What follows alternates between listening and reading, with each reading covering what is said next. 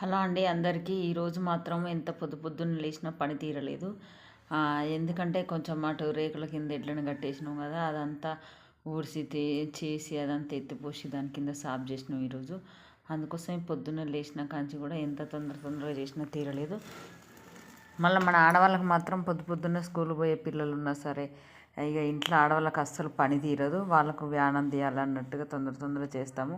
ఎంత ఫాస్ట్గా చేసినా కూడా ఆ వ్యాన్ పోయేసరికనే ఆగమాగం అవుతుంది. అందుకోసమే నేను పొద్దున్న లేచి అన్నం వండి, కూర వండి, చాయ్ పెట్టి, బాబుకు స్నానానికి నీళ్ళు పెట్టి, లాస్ట్కి ఇక బాక్సులు కట్టే టైం అయింది. వ్యాన్ వచ్చిందని వాడు తొందర అక్కడ అంటే బాక్సులు కట్టి, మళ్ళీ ఈ చార్జ్ చేయమన్నాడు. కర్రీ చేసిన తర్వాతకి మళ్ళీ కూర వండిన తర్వాత కూడా మళ్ళీ చార్జ్ చేసి ఇవన్నీ బాక్సులు పెట్టి తొందర పెట్టేసరికి అక్కడ వ్యాన్ వచ్చింది. ఆ వ్యాన్ కాడికి పోయి మళ్ళీ చిన్నోడిగా తొందరగా ముందే వెళ్ళిపోయిండు వ్యాన్ కాడికి.